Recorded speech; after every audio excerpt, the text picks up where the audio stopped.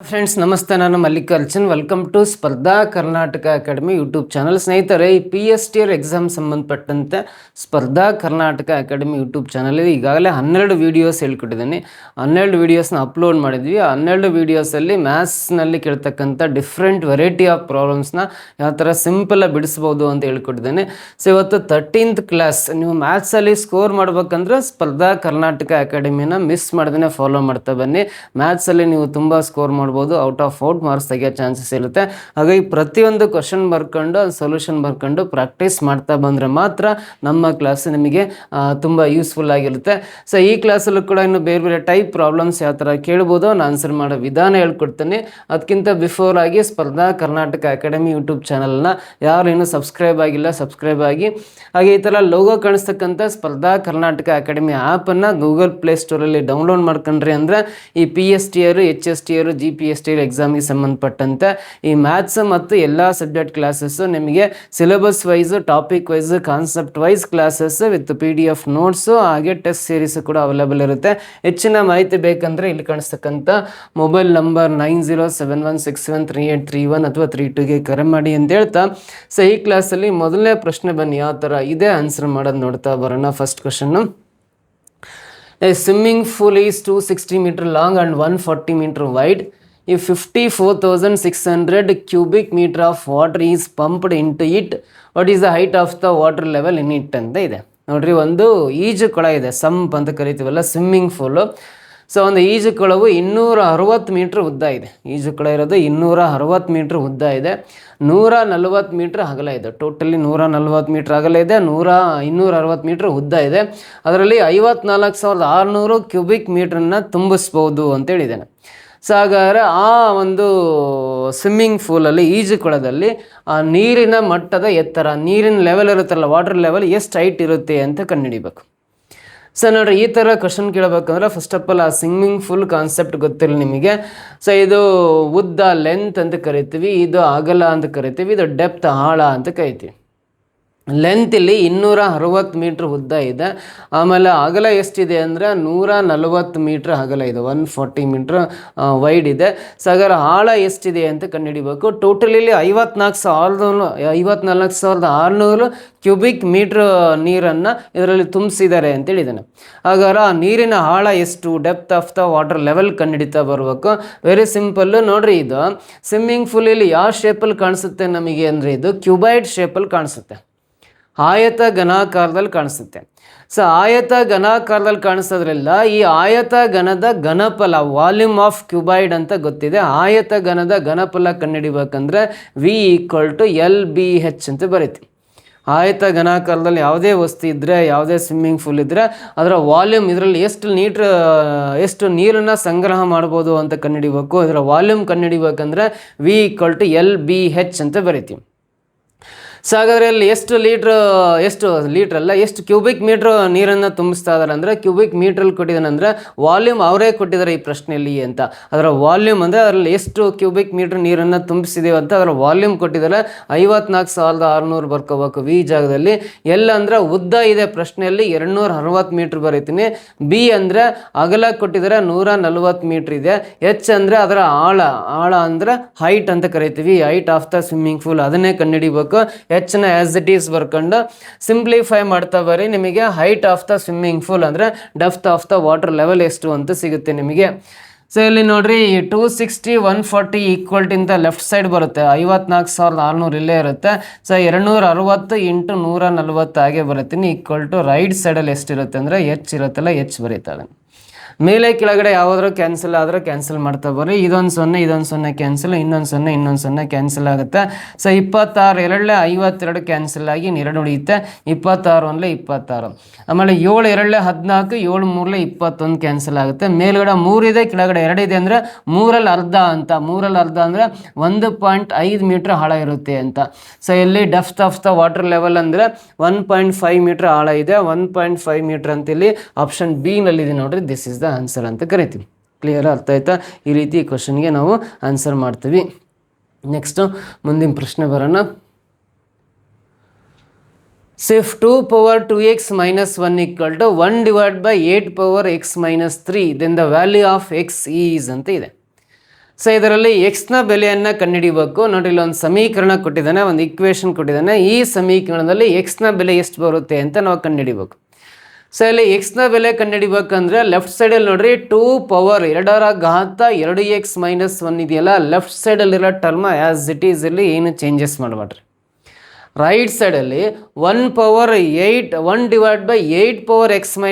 ಇದೆಯಲ್ಲ, ಸೊ ಇದನ್ನು ನಾವು ರೆಸಿಪ್ರೊಕಲ್ ಆಗಿ ಬರೆಯೋಣ. 1/8 ಇದೆಯಲ್ಲ, ಇದು 8 ಅನ್ನೋದು ನ್ಯೂಮರೇಟ್ರಿಗೆ ಹೋದರೆ 8 ಆಗುತ್ತೆ. ಸೊ ನೋಡ್ರಿ, ಇದು x-3 ಇದೆಯಲ್ಲ, ಈ 8 ನ್ಯೂಮರೇಟ್ರಿಗೆ ತಗೊಂಡು ಹೋಗ್ಬಾರ್ದು. ಅಕಾರ್ಡಿಂಗ್ ಟು ಮ್ಯಾಥಮೆಟಿಕ್ಸ್ ಅದು ನೆಗೆಟಿವ್ ಸೈನ್ ಆಗುತ್ತೆ, 8 ಆಗುತ್ತೆ. ಇವಾಗ ಇದು 8 ಇದೆಯಲ್ಲ, ಬೇಸ್ 8 ಇದೆಯಲ್ಲ, ಅದನ್ನು ಚೇಂಜ್ ಮಾಡ್ತೀನಿ. ಏನು ಮಾಡ್ತೀನಿ ಅಂದರೆ ಈ 8ಅನ್ನು ನಾನು 2 ಕ್ಯೂಬ್ ಅಂತ ಬರ್ಕೊಂತೀನಿ. 8ಅನ್ನು ಇನ್ ಟರ್ಮ್ಸ್ ಆಫ್ ಕ್ಯೂಬಲ್ಲಿ ಬರೆಯೋದ್ರೆ 2 ಕ್ಯೂಬ್ ಬರ್ಕೊಂಡು, ಸೊ x-3 ಅದು ನ್ಯೂಮರೇಟ್ರಿಗೆ ಹೋದರೆ -x-3 ಆಗುತ್ತೆ. ಇವಾಗ ಸಿಂಪ್ಲಿಫೈ ಮಾಡಿರಿ. 2 ಲೆಫ್ಟ್ ಸೈಡಲ್ಲಿ ಹಾಗೇ ಇರಲಿ. ಈ 3ನಿಂದ 2 ಮಲ್ಟಿಪ್ಲೈ ಮಾಡಿರಿ. 3 × -x ಅಂದರೆ -3x ಆಗುತ್ತೆ. ಇದು 2 ಬೇಸ್ ಆಗೇ ಇರಲಿ.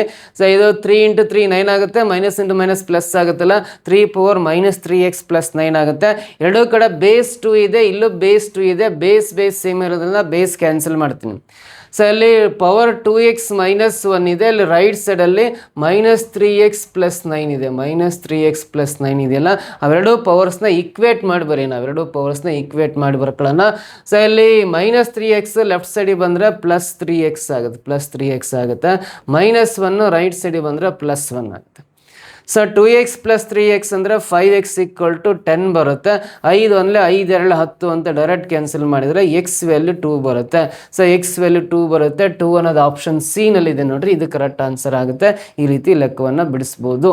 ಸೊ x ವ್ಯಾಲ್ಯೂ 2 ಬರುತ್ತೆ. Option C is the right answer. ಓಕೆನಾ? ಸೊ ಸೆಕೆಂಡ್ ಕ್ವಶನ್ ಆಯಿತು. Coming to the third question, ಮೂರನೇ ಪ್ರಶ್ನೆ ಬರೋಣ. The perimeter of a rhombus is 100 centimetre ಅಂತ ಕೊಟ್ಟಿದ್ದಾನೆ. If one of its diagonals is 14 centimetre then its area is ಅಂತಿದೆ. ಒಂದು ವಜ್ರಾಕೃತಿಯ ಪರಿಧಿಯು 100 centimetre ಅಂತ ಕೊಟ್ಟಿದ್ದಾನೆ. ವಜ್ರಾಕೃತಿ ರೋಂಬಸ್ ಅಂತ ಹೇಳಿದ್ದಾನೆ. ಒಂದು ವಜ್ರಾಕೃತಿಯ ಪರಿಧಿ ಅಂದರೆ ಒಂದು ವಜ್ರಾಕೃತಿಯಲ್ಲಿ ಟೋಟಲಿ 4 ಬಾಹುಗಳಿರ್ತವೆ. ಎಲ್ಲ ಬಾಹುಗಳ ಅಳತೆ ಸಮವಾಗಿದ್ದರೆ ಇದನ್ನು ವಜ್ರಾಕೃತಿ ರೋಂಬಸ್ ಅಂತ ಕರಿತೀವಿ. ವಜ್ರಾಕೃತಿ ಅಂತ ಕರಿಬೇಕಂದ್ರೆ ಆಲ್ ಸೈಡ್ಸ್ ಆರ್ ಈಕ್ವಲ್ ಅಂತ ಕರಿತೀವಿ. ಸೊ ಇದರ ಪರಿಧಿ 100 ಸೆಂಟಿಮೀಟರ್ ಕೊಟ್ಟಿದ್ದಾನೆ ಅಂದರೆ ಅದರ ಸುತ್ತಳತೆ ಅಥವಾ ಪರಿಧಿ ಅಂತ ಕರಿತೀವಿ. ಸೊ ಈ 4 ಸೈಡ್ಸ್ ಅಳತೆಯಲ್ಲಿ ಸಮವಾಗಿದ್ದರೆ ಅದು ವಜ್ರಾಕೃತಿ ಆಗಿರುತ್ತೆ. ಸೊ ಇದರ ಸುತ್ತಳತೆ ಅಥವಾ ಪೆರಿಮೀಟರ್ ಪರಿಧಿ 100 ಸೆಂಟಿಮೀಟರ್ ಇದೆ ಅಂದರೆ ಆ 100ಅನ್ನು ಟೋಟಲಿ 4 ಸೈಡ್ಸ್ ಇದಾವಲ್ಲ, 4ರಿಂದ ಡಿವೈಡ್ ಮಾಡಿರಿ. 100/4 ಅಂದರೆ 25 ಸೆಂಟಿಮೀಟರ್ ಆಗುತ್ತೆ. So each side of a rhombus ಅಂದರೆ 25 ಸೆಂಟಿಮೀಟರ್ ಆಗುತ್ತೆ. Each side of a rhombus ಅಂದರೆ 25 ಸೆಂಟಿಮೀಟರ್ ಆಗುತ್ತೆ. Each side of a rhombus ಅಂದರೆ 25 ಸೆಂಟಿಮೀಟರ್ ಆಗುತ್ತೆ. ನೋಡ್ರಿ, ಎ ಅಂದರೆ 25 ಸೆಂಟಿಮೀಟರ್. ಆಮೇಲೆ ಅದರ ಒಂದು ಕರ್ಣವು ಅಂತ ಕೊಟ್ಟಿದ್ದಾನೆ. ಒನ್ ಆಫ್ ದ ಡಯಾಗ್ನಲ್ ಹೇಳಿದ್ದಾನೆ. ಒಂದು ಕರ್ಣದ ಅಳತೆ ಎಷ್ಟು ಕೊಟ್ಟಿದ್ದಾನೆ ಅಂದರೆ 14 ಸೆಂಟಿಮೀಟರ್ ಕೊಟ್ಟಿದ್ದಾನೆ. ಒಂದು ಕರ್ಣದ ಅಳತೆ 14 ಸೆಂಟಿಮೀಟರ್ ಕೊಟ್ಟಿದ್ದಾನೆ ಅಂದರೆ ಈ ವಜ್ರಾಕೃತಿಯ ವಿಸ್ತೀರ್ಣ ಕಂಡುಹಿಡಿಬೇಕು. ಸೊ ವಜ್ರಾಕೃತಿಯ ವಿಸ್ತೀರ್ಣ ಕಂಡುಹಿಡಿಬೇಕಂದ್ರೆ ಇನ್ನೊಂದು ಕರ್ಣದ ಅಳತೆ ಗೊತ್ತಿದ್ರೆ ಮಾತ್ರ ವಿಸ್ತೀರ್ಣ ಕಂಡುಹಿಡಿಬೋದು. ಸೊ ನೋಡ್ರಿ, ನಾನು ಇನ್ನೊಂದು ಕರ್ಣ ಡ್ರಾ ಮಾಡ್ತಾ ಇದ್ದೀನಿ ಅಂದರೆ ವಜ್ರಾಕೃತಿ 2 ಕರ್ಣಗಳು ಪರಸ್ಪರ ಲಂಬವಾಗಿ ಹರ್ದಿಸುತ್ತವೆ ಅಂತ ಕರಿತೀವಿ. ವಜ್ರಾಕೃತಿಯ 2 ಕರ್ಣಗಳು ಪರಸ್ಪರ ಲಂಬವಾಗಿ ಹರ್ದಿಸುತ್ತವೆ ಅಂತ ಕರಿತೀವಿ. ವಜ್ರಾಕೃತಿಯ ಕರ್ಣಗಳು ಪರಸ್ಪರ ಲಂಬವಾಗಿ ಹರ್ದಿಸುತ್ತವೆ ಅಂದ್ರೆ 2 ಕರ್ಣಗಳನ್ನು ಡ್ರಾ ಮಾಡ್ತೀವಲ್ಲ, ಇವು ಪರಸ್ಪರ ಇಲ್ಲಿ ಲಂಬವಾಗಿರ್ತವೆ ಅಂದರೆ 90 ಡಿಗ್ರಿ ಕೋನ ಏರ್ಪಟ್ಟಿರುತ್ತೆ ಅಂತ ಅವುಗಳ ನಡುವೆ. ಆಮೇಲೆ ಹರ್ದಿಸುತ್ತವೆ ಅಂದರೆ ಅರ್ಧರ್ಧ ಕರೆಕ್ಟ್ ಆಗ್ತಾವೆ. ನೋಡಿರಿ, ಈ ಡಯಾಗ್ನಲ್ 14 ಇದೆ ಅಂದರೆ ಈ ಸೈಡ್ 7, ಈ ಸೈಡ್ 7 ಇರುತ್ತೆ. ಸೊ ಇವಾಗ ಇದಿಷ್ಟೇ ಟ್ರೈ ಮಾಡಿರಿ. ಇದಿಷ್ಟೇ ಟ್ರಯಾಂಗಲ್ ಶೇಪಲ್ಲಿ ಕಾಣಿಸುತ್ತೆ ನೋಡ್ರಿ, ನಿಮಗೆ ತ್ರಿಭುಜಾಕಾರದಲ್ಲಿ ಕಾಣಿಸುತ್ತೆ. ಸೊ ಇದಿಷ್ಟು ತ್ರಿಭುಜಾಕಾರದಲ್ಲಿ ಕಾಣಿಸುತ್ತೆ. ಅದು ಎಂಥ ತ್ರಿಭುಜ ಅಂದರೆ ಲಂಬಕೋನ ತ್ರಿಭುಜಾಕಾರದಲ್ಲಿ ಕಾಣಿಸುತ್ತೆ. ಸೊ ಲಂಬಕೋನ ತ್ರಿಭುಜಾಕಾರದಲ್ಲಿ ಕಾಣಿಸುತ್ತೆ ಅಂದರೆ ನೋಡ್ರಿ, ಈ ಸೈಡ್ 7 ಸೆಂಟಿಮೀಟ್ರ್ ಇದೆ, ಇದು 25 ಸೆಂಟಿಮೀಟ್ರ್ ಇದೆ ಅಂದರೆ ಇಲ್ಲಿಂದ ಇಲ್ಲಿಗೆ ಇದೆಷ್ಟಿದೆ ಅಂತ ಇದನ್ನು ಕಂಡುಹಿಡ್ಕೋಬೇಕು. ಇನ್ನೊಂದು ಕರ್ಣದ ಅಳತೆ ಬೇಕಂದ್ರೆ ಇಲ್ಲಿಂದ ಇಲ್ಲಿಗೆ, ಈ ಸೆಂಟ್ರಿಂದ ಇಲ್ಲಿವರೆಗೆಲ್ಲ ಡಿಸ್ಟೆನ್ಸ್ ಎಷ್ಟಂತ ಗೊತ್ತಾಗುತ್ತೆ ಬೈ ಯೂಸಿಂಗ್ ಪೈಥಾಗೋರಿಯನ್ ಟ್ರಿಪ್ಲೆಟ್ಸ್. ಪೈಥಾಗೋರಸ್ನ ತ್ರಿವಳಿ ಯೂಸ್ ಮಾಡ್ಕೊಂಡ್ರೆ ಒಂದು ಸೈಡ್ 7 ಇದೆ, ಇನ್ನೊಂದು ಸೈಡ್ 25 ಇದೆ ಅಂದರೆ 7, 24, 25 ಅಂತ ಒಂದು ಪೈಥಾಗೋರಸ್ನ ತ್ರಿವಳಿ ಬರುತ್ತೆ. ಪೈಥಾಗೋರಿಯನ್ ಟ್ರಿಪ್ಲೆಟ್ 7, 24, 25 ಅಂತ ಬರುತ್ತೆ. ಒಂದು ಸೈಡ್ ನೋಡ್ರಿ 7 ಇದೆ, ಮತ್ತೊಂದು ಸೈಡ್ 25 ಇದೆ ಅಂದರೆ ಈ 24 ಸೆಂಟಿಮೀಟ್ರ್ ಇದರ ಅಳತೆ ಆಗಿರುತ್ತೆ, 24 ಸೆಂಟಿಮೀಟ್ರ್ ಬರುತ್ತೆ. ಇಲ್ಲಿಂದ ಇಲ್ಲಿಗೆ 24 ಇದೆ ಅಂದರೆ ಕೆಳಗಡೆನೇ 24 ಆಗುತ್ತೆ. ಟೋಟಲ್ 24 + 24 ಅಂದರೆ ಮತ್ತೊಂದು ಕರ್ಣದ ಅಳತೆ D2 ಅಂದರೆ 24 ಸೆಂಟಿಮೀಟ್ರ್ ಬರ್ತದೆ. ಸೊ D1 ಅಂದರೆ ಪ್ರಶ್ನೆಯಲ್ಲಿ ಕೊಟ್ಟಿದ್ದಾನೆ 14 ಸೆಂಟಿಮೀಟ್ರ್ ಬರ್ಕೊಂಡು, ಈ D1 ಮತ್ತು D2 ಅಳತೆಗಳು ಗೊತ್ತಿದ್ರೆ ಮಾತ್ರ ನಾವು ವಜ್ರಾಕೃತಿಯ ವಿಸ್ತೀರ್ಣ ಕಂಡುಹಿಡಿಲಿಕ್ಕೆ ಬರೋದು. ಒಂದು ಡಯಾಗ್ನಲ್ ಮತ್ತೊಂದು ಡಯಾಗ್ನಲ್ ಇವೆರಡೂ ಡಯಾಗ್ನಲ್ ಮೆಜರ್ಮೆಂಟ್ಸ್ ಗೊತ್ತಿದ್ರೆ ಮಾತ್ರ ವಜ್ರಾಕೃತಿಯ ವಿಸ್ತೀರ್ಣವನ್ನು ಕಂಡುಹಿಡಿಲಿಕ್ಕೆ ಬರೋದು. ಸೊ ಹಾಗಾಗಿ ವಜ್ರಾಕೃತಿಯ ವಿಸ್ತೀರ್ಣ ಅಂದರೆ A = ½ × D1 × D2 ಅಂತ ಬರೀತೀನಿ. ಸೊ ಇಲ್ಲಿ ½ × D1 ಅಂದರೆ ಒಂದು ಕರ್ಣದ ಅಳತೆ 14 ಸೆಂಟಿಮೀಟ್ರ್, D2 ಅಂದರೆ 24 ಅಲ್ಲ, 24 + 24 48 ಆಗುತ್ತೆ. ನಾನು 24 ಬರೆದ್ಬಿಟ್ಟೆ. ಸೊ ಇದು 24 ಕೆಳಗಡೆ 24 ಸೇರಿ ಟೋಟಲ್ ಡಯಾಗ್ನಲ್ D2 ಅಂದರೆ 24 + 24 ಅಂದರೆ 48 ಸೆಂಟಿಮೀಟ್ರ್ ಆಗುತ್ತೆ. ಸೊ D2 ಅಂದರೆ 48 ಬರ್ಕೊಂಡು ಸಿಂಪ್ಲಿಫೈ ಮಾಡ್ತೀನಿ. ಸೊ 2 1 2 7 14 ಕ್ಯಾನ್ಸಲ್ ಆಗುತ್ತೆ. 7 8 56 ದಶಕ 5 ಇರುತ್ತೆ. ಆಮೇಲೆ 7 4 28 + 5 ಅಂದರೆ 33 ಬರುತ್ತಲ್ಲ, 336 ಚದರ ಸೆಂಟಿಮೀಟ್ರ್ ಅನ್ನೋದು ಈ ವಜ್ರಾಕೃತಿಯ ವಿಸ್ತೀರ್ಣ. ಏರಿಯಾ ಆಫ್ ರೋಂಬಸ್ ಅಂದರೆ 336 ಬರುತ್ತೆ. ಆಪ್ಷನ್ ಬಿ ಇದೆಯಲ್ಲ ಅದು ಕರೆಕ್ಟ್ ಆನ್ಸರ್ ಆಗುತ್ತೆ ನೋಡ್ರಿ. ಈ ರೀತಿ ಇದಕ್ಕೆ ಆನ್ಸರ್ ಮಾಡ್ತೀವಿ. ನೆಕ್ಸ್ಟ್ 4th ಕ್ವಶನ್ ಬರೋಣ. The product of two numbers is 120 and sum of their squares is 289. Then the sum of the two numbers is ಅಂತ ಇದೆ. ಎರಡು ಸಂಖ್ಯೆಗಳ ಗುಣಲಬ್ಧ 120 ಇದೆ ಮತ್ತು ಅವುಗಳ ವರ್ಗಗಳ ಮೊತ್ತ 289. ಆಗ ಆ ಎರಡು ಸಂಖ್ಯೆಗಳ ಮೊತ್ತ ಎಷ್ಟು ಅಂತ ಕೇಳಿದ್ದಾನೆ. ನೋಡ್ರಿ, ಯಾವುದೋ ಎರಡು ಸಂಖ್ಯೆಗಳನ್ನು ಗುಣಿಸಿದಾಗ 120 ಬರುತ್ತೆ, ಅವುಗಳಿಗೆ ಸ್ಕ್ವೇರ್ ಹಾಕಿ ಕೂಡಿದಾಗ 289 ಬರುತ್ತೆ. ಎರಡು ಸಂಖ್ಯೆಗಳನ್ನ ಮಲ್ಟಿಪ್ಲೈ ಮಾಡಿದ್ರೆ 120 ಪ್ರಾಡಕ್ಟ್ ಬರುತ್ತೆ, ಅವೆರಡಕ್ಕೂ ಸ್ಕ್ವೇರ್ ಹಾಕಿ ಕೂಡಿದ್ರೆ 289 ಬರುತ್ತೆ. ಹಾಗಾದರೆ ಆ ಎರಡು ಸಂಖ್ಯೆಗಳ ಮೊತ್ತ ಎಷ್ಟು ಅಂತ ಕೇಳಿದಾನಂದ್ರೆ, ಸೊ ಯಾವೆರಡು ಸಂಖ್ಯೆ ಗುಣಿಸಿದ್ರೆ 120 ಬರುತ್ತೆ, 120ರ ಅಪವರ್ತನಗಳು ಬರ್ಕೊಳ್ರಿ. ಸೊ 120 ಫ್ಯಾಕ್ಟರ್ಸ್ ಬರಿಬೇಕಂದ್ರೆ 120 ಒಂದಲೇ 120 ಬರುತ್ತೆ. ಆಮೇಲೆ ನೆಕ್ಸ್ಟ್ 62 120 ಬರುತ್ತೆ. ಸೊ ಆಮೇಲೆ 62 ಆದಮೇಲೆ 43 120 ಬರುತ್ತೆ. ಮತ್ತು 120 ಫ್ಯಾಕ್ಟರ್ಸ್ ಅಂದರೆ 34 120 ಬರುತ್ತೆ. ಆಮೇಲೆ 26 120 ಬರುತ್ತೆ. ಆಮೇಲೆ 15 8 120 ಬರುತ್ತೆ. ಸೊ ಆಮೇಲೆ 12 10 120 ಬರುತ್ತೆ. ಸೊ 12 10 120 ಬರುತ್ತೆ. ಇವು 120ರ ಅಪವರ್ತನಗಳು. ಇಷ್ಟು ಸಾಧ್ಯತೆ ಇದೆ. ಎರಡು ಸಂಖ್ಯೆಗಳನ್ನು ಗುಣಿಸಿದಾಗ 120 ಬರಬೇಕು. ಈ ಥರ ಎರಡೆರಡು ಸಂಖ್ಯೆಗಳನ್ನು ಗುಣಿಸ್ತಾ ಹೋದರೆ ಪ್ರಾಡಕ್ಟ್ 120 ಬರುತ್ತೆ. ಇವು ಎರಡೂ ಸಂಖ್ಯೆಗಳು ಇವುಗಳಿಗೆ ಸ್ಕ್ವೇರ್ ಹಾಕಿ ಕೂಡಿದ್ರೆ 289 ಬರುತ್ತೆ. ಅಂದರೆ ಬರೀ 120ಕ್ಕೆ ಸ್ಕ್ವೇರು 14,000 ಸಮಥಿಂಗ್ ಆಗುತ್ತೆ. ಇದು ಆನ್ಸರ್ ಅಲ್ಲ. 60ಕ್ಕೆ ಸ್ಕ್ವೇರ್ ಮಾಡಿರಿ 3600 ಆಗುತ್ತೆ. ಇದು ಆನ್ಸರ್ ಆಗಿರೋಕ್ಕೆ ಚಾನ್ಸೇ ಇಲ್ಲ. 40 ಸ್ಕ್ವೇರ್ ಅಂದರೆ 1600 ಆಗುತ್ತೆ. ಇದು ಆಗೋಕ್ಕೆ ಚಾನ್ಸೇ ಇಲ್ಲ. 30 ಸ್ಕ್ವೇರ್ ಅಂದರೆ 900 ಆಗುತ್ತೆ. ಇದು ಆಗೋಕ್ಕೆ ಚಾನ್ಸೇ ಇಲ್ಲ. 20 ಸ್ಕ್ವೇರ್ ಅಂದರೆ ಇದು 400 ಆಗುತ್ತೆ. ಇದು ಆಗೋಕ್ಕೆ ಚಾನ್ಸ್ ಇಲ್ಲ. ಸೊ ಇದಕ್ಕೆ ಅವಕಾಶ ಇದೆ. ಸೊ ಇವೆರಡೂ ಸಂಖ್ಯೆ ಅಂದರೆ 15ಕ್ಕೆ ಸ್ಕ್ವೇರ್ ಹಾಕಿ ಮತ್ತು 8ಕ್ಕೆ ಸ್ಕ್ವೇರ್ ಹಾಕಿ ಕೂಡ್ರಿ. 15 ಸ್ಕ್ವೇರ್ ಅಂದರೆ 225 ಆಗುತ್ತೆ. 8 ಸ್ಕ್ವೇರ್ ಅಂದರೆ 64 ಬರುತ್ತೆ. ಇವೆರಡು ಕೂಡಿದಾಗ 289 ಬರುತ್ತೆ. ಸೊ ಇಲ್ಲಿ ಪ್ರಶ್ನೆಯಲ್ಲಿ 289 ಇದೆ. ವರ್ಗಗಳ ಮೊತ್ತ ಇವೆರಡೂ ಸಂಖ್ಯೆಗಳನ್ನು ಗುಣಾಕಾರ ಮಾಡಿದ್ರೆ 120 ಬರುತ್ತೆ. 15 ಮತ್ತು 8ನ್ನು ಇವೆರಡಕ್ಕೂ ಸ್ಕ್ವೇರ್ ಹಾಕಿ ಕೂಡಿದಾಗ 289 ಕರೆಕ್ಟ್ ಬರುತ್ತೆ. ಅಂದರೆ ಆ ಎರಡು ಸಂಖ್ಯೆಗಳು ಯಾವ್ಯಾವ ಅಂದರೆ 15 ಮತ್ತು 8 ಅಂತ ಹೇಳ್ಬೋದು. ಸೊ ಇವುಗಳ ಮೊತ್ತ ಕೇಳಿದಾನೆ. 15 ಮತ್ತು 8ನ್ನು ಕೂಡಿದಾಗ ಎಷ್ಟು ಬರುತ್ತೆ ಅಂದರೆ 15 + 8 ಅಂದರೆ 23 ಸೊ ಅವುಗಳ ಮೊತ್ತ ಎರಡೂ ಸಂಖ್ಯೆಗಳ ಮೊತ್ತ 23 ಬರುತ್ತೆ. ಆಪ್ಷನ್ ಎ ಇದೆಯಲ್ಲ ಇದು ಕರೆಕ್ಟ್ ಆನ್ಸರು. ಈ ರೀತಿ ಇದನ್ನ ಆನ್ಸರ್ ಮಾಡ್ಬೋದು. ಕ್ಲಿಯರ್ ಅರ್ಥ ಆಯ್ತಾ? ಓಕೆ, ಇದು ಒಂದು ಮೆಥಡ್. ಸೊ ನೆಕ್ಸ್ಟ್ ಇದೇ ಪ್ರಾಬ್ಲಮ್ನ ಇನ್ನೊಂದು ಮೆಥಡಲ್ಲಿ ಹೇಳ್ಕೊಡ್ತೇನೆ. ಸೊ ಏನು ಇನ್ನೊಂದು ಮೆಥಡ್ ಅಂದರೆ, ನಾವು a+b² ಫಾರ್ಮುಲಾನ ಸ್ಕೂಲ್ ಡೇಸಲ್ಲಿ ಕಲ್ತಿದ್ದೀವಲ್ಲ, ಇದನ್ನು ಯೂಸ್ ಮಾಡಿಕೊಂಡು a² + b² + 2ab ಅಂತ ಬರಿತೀವಿ. a+b² ಅಂದರೆ a² + b² + 2ab ಅಂತ ಫಾರ್ಮುಲಾ ಬರಿತೀವಲ್ಲ, ಈ ಫಾರ್ಮುಲಾ ಯೂಸ್ ಮಾಡಿಕೊಂಡು ಕಂಡುಹಿಡಿಬೋದು. ಸೊ ಇಲ್ಲಿ a ಅಂದರೆ ಒಂದು ಸಂಖ್ಯೆ, b ಅಂದರೆ ಮತ್ತೊಂದು ಸಂಖ್ಯೆ. ಸೊ ಇಲ್ಲಿ a ಅಂದರೆ ಎಷ್ಟು, b ಅಂದರೆ ಎಷ್ಟು ಗೊತ್ತಿಲ್ಲ. ಇದು a+b² ಹಾಗೆ ಇರಲಿ.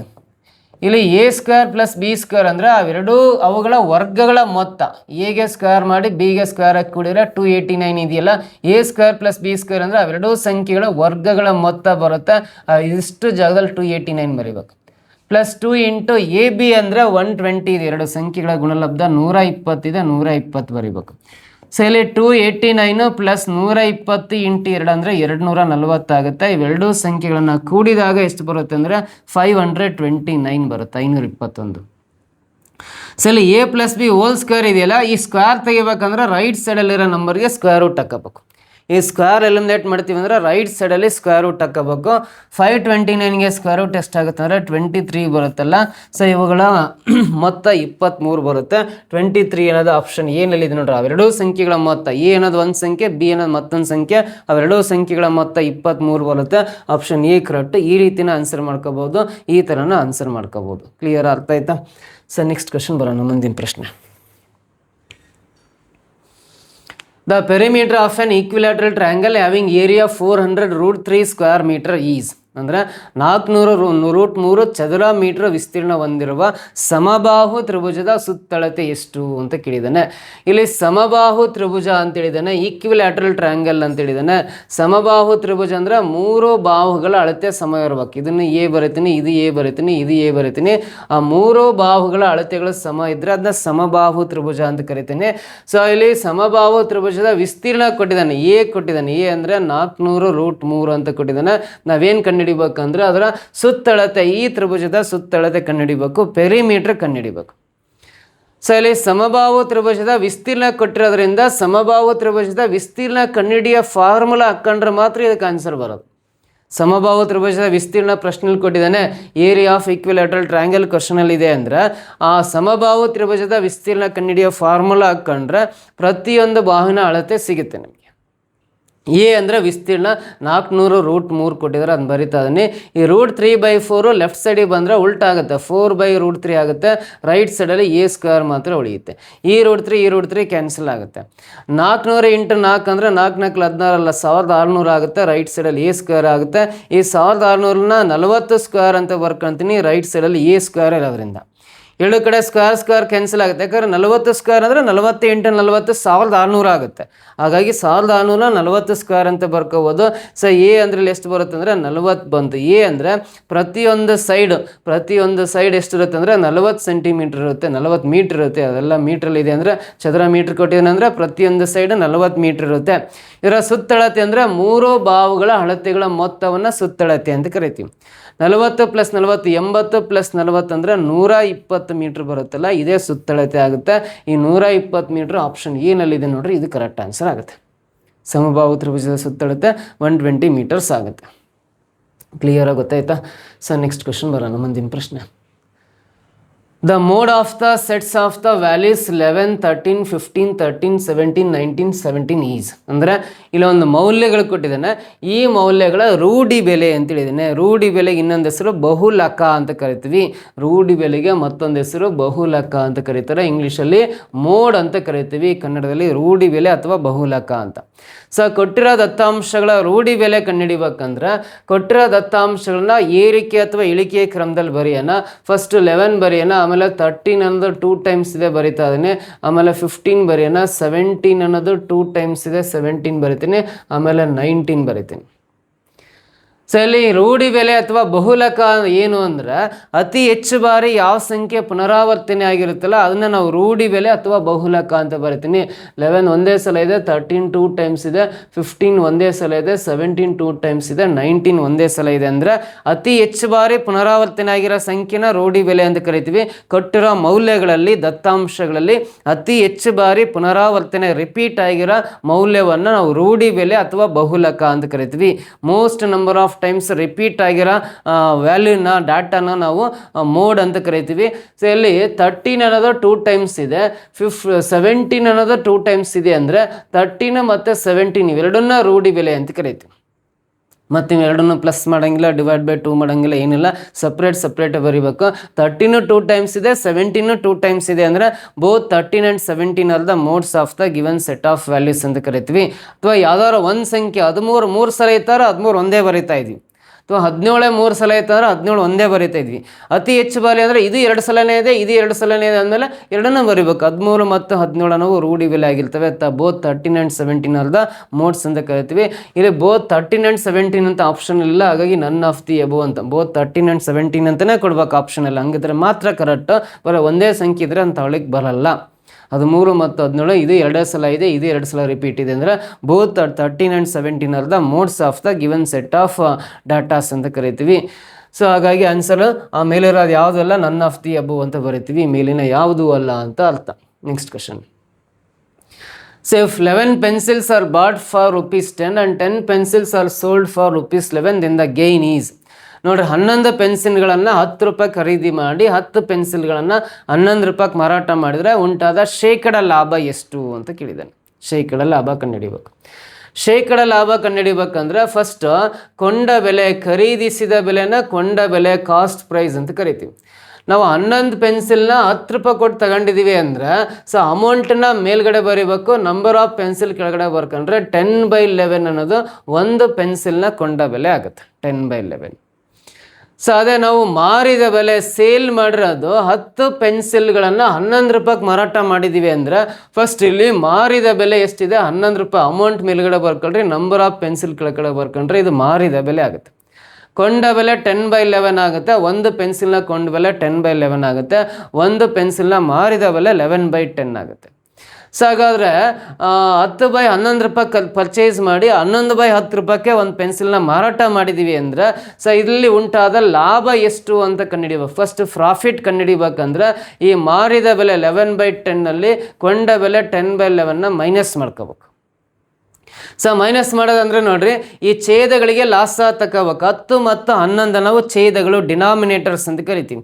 ಇವುಗಳ ಲಾಸ ಅಂದರೆ ಅವೆರಡು ಮಲ್ಟಿಪ್ಲೈ ಮಾಡಿ ಬರ್ಕೊಂಡ್ರೆ ಅದೇ ಲಾಸ ಆಗುತ್ತೆ, ಯಾಕಂದ್ರೆ ಅವೆರಡು ಒಂದೇ ಸಂಖ್ಯೆಯಿಂದ ಭಾಗ ಆಗಲ್ಲ.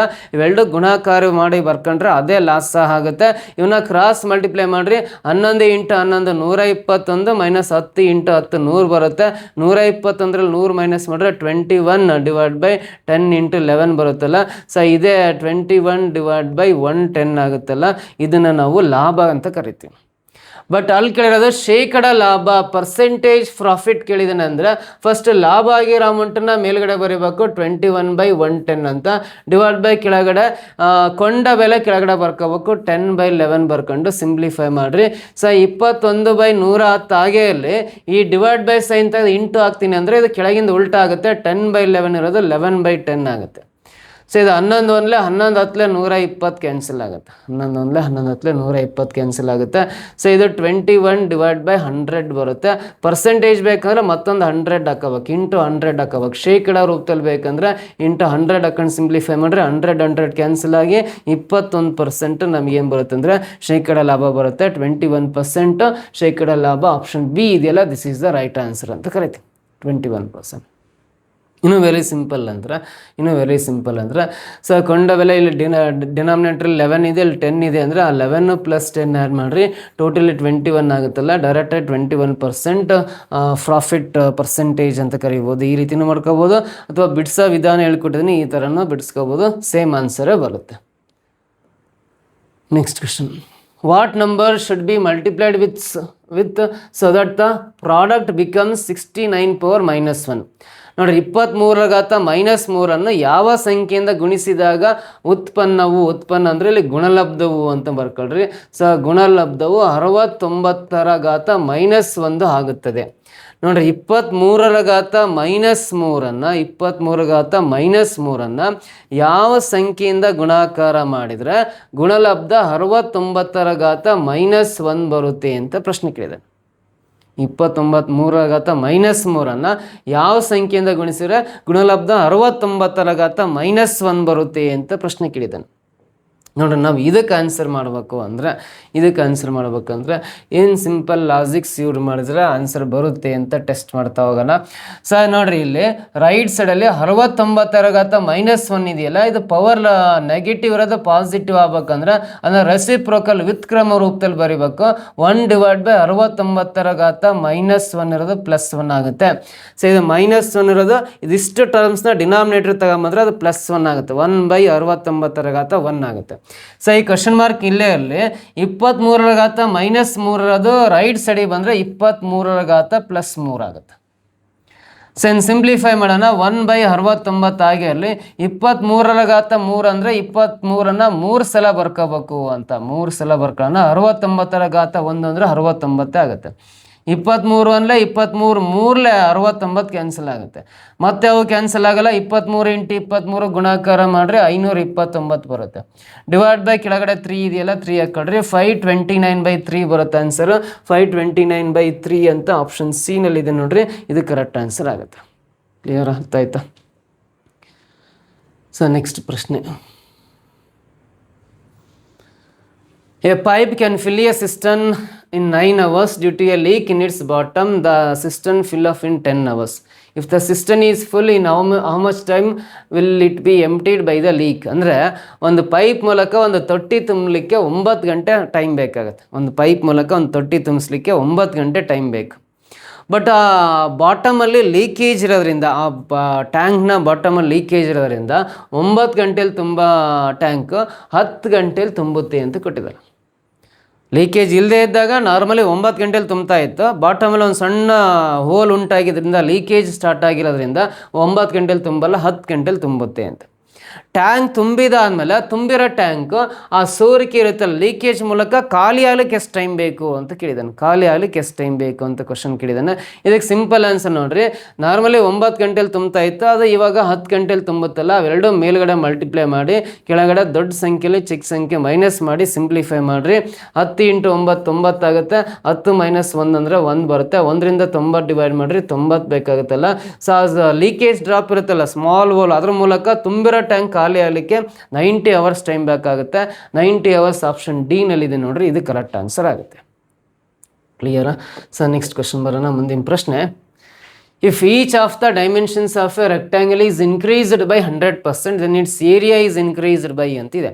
ಸೊ ಒಂದು ಆಯತದ ಪ್ರತಿಯೊಂದು ಅಳತೆಯನ್ನು 100% ಹೆಚ್ಚಿಸಿದರೆ ಅದರ ವಿಸ್ತೀರ್ಣ ಎಷ್ಟಾಗುತ್ತೆ ಅಂತ ಕೇಳಿದ್ದಾನೆ. ನೋಡಿ, ಇದು ಆಯತ, ಇದರ ಉದ್ದ ಅಗಲಗಳನ್ನು 100% ಹೆಚ್ಚಿಗೆ ಮಾಡಿದಾಗ ಇದರ ವಿಸ್ತೀರ್ಣ ಎಷ್ಟು % ಜಾಸ್ತಿ ಆಗುತ್ತೆ ಅಂತ ಕ್ವಶನ್ ಕೇಳಿದ್ದಾನೆ. ಸೊ ಇದಕ್ಕೆ ಆನ್ಸರ್ ಮಾಡಬೇಕು ಸಿಂಪಲ್ ವೇನಲ್ಲಿ. ಅಂದರೆ ಒಂದು ಕಂಡೀಷನ್ ಇದೆ, x + y + xy/100 ಅಂತ ಒಂದು ಕಂಡೀಷನ್ ಇದೆ. ಇದನ್ನು ಯೂಸ್ ಮಾಡ್ಕೊಂಡು ಆನ್ಸರ್ ಮಾಡ್ತಾ ಬರೋಣ. ಸೊ ಅಲ್ಲಿ ಆಯತದ ಪ್ರತಿಯೊಂದು ಅಳತೆ 100% ಇನ್ಕ್ರೀಸ್ ಆಗುತ್ತೆ ಅಂದರೆ ಉದ್ದನೂ 100% ಹೆಚ್ಚಾಗುತ್ತೆ, ಅಗಲನೂ 100% ಹೆಚ್ಚಾಗುತ್ತೆ. ಅಂದರೆ ಎಕ್ಸ್ ಇರತ್ರನ 100%, ವೈ ಇರತ್ರನ 100% ಬರ್ಕೊಳ್ರಿ. ಎಕ್ಸ್ ಅಂದರೆ 100, ವೈ ಅಂದರೆ 100 ಡಿವೈಡ್ ಬೈ ಮತ್ತೊಂದು 100 ಅಂದರೆ ಈ ಕೆಳಗಿರೋ 100 ಮೇಲಿರೋ 100 ಕ್ಯಾನ್ಸಲ್ ಆಗುತ್ತೆ. 100 + 100 200 + 100 ಅಂದರೆ ಟೋಟಲಿ ಎಷ್ಟಾಗುತ್ತೆ ಅಂದರೆ 300% ಆಗುತ್ತೆ. 300% ಅಂದರೆ ಆಪ್ಷನ್ ಸಿ ನಲ್ಲಿದೆ. This is the right answer. Clear ಅರ್ಥ ಆಯ್ತಾ? ಸೊ ಇವಿಷ್ಟು 10 ಪ್ರಶ್ನೆಗಳನ್ನು ಸಾಲ್ವ್ ಮಾಡೋದು ಹೇಳ್ಕೊಟ್ಟಿದ್ದೀನಿ. ಸೊ ನಮ್ಮ ಕ್ಲಾಸಸ್ ಇಷ್ಟಾಗಿದ್ರೆ ಇಲ್ಲಿ ಕಾಣಿಸ್ತಕ್ಕಂಥ QR ಕೋಡ್ ಸ್ಕ್ಯಾನ್ ಮಾಡಿ ಎಷ್ಟಾಗುತ್ತೆ ಅಷ್ಟನ್ನ ಸ್ಪರ್ಧಾ ಕರ್ನಾಟಕ ಅಕಾಡೆಮಿಗೆ ನೀವು ಕಾಂಟ್ರಿಬ್ಯೂಟ್ ಮಾಡ್ತಾ ಬರ್ಬೋದು. ಸೊ ನೆಕ್ಸ್ಟ್ ಕ್ಲಾಸಲ್ಲಿ ಇದೇ ಥರ ಬೇರೆ ಬೇರೆ ಪ್ರಶ್ನೆಗಳನ್ನು ಸಾಲ್ವ್ ಮಾಡೋದು ಹೇಳ್ಕೊಡ್ತೀನಿ. ನಿಮಗೆ ವಿಡಿಯೋ ಇಷ್ಟಾಗಿದ್ರೆ ಒಂದು ಲೈಕ್ ಮಾಡಿ, ಕಮೆಂಟ್ ಮಾಡಿ, ನಿಮ್ಮ ಫ್ರೆಂಡ್ಸ್ ಗ್ರೂಪಿಗೆಲ್ಲ ಶೇರ್ ಮಾಡ್ತಾ ಬನ್ನಿ. ನೆಕ್ಸ್ಟ್ ವಿಡಿಯೋದಲ್ಲಿ ಮತ್ತೆ ಭೇಟಿ ಆಗ್ತೀನಿ. Thank you so much.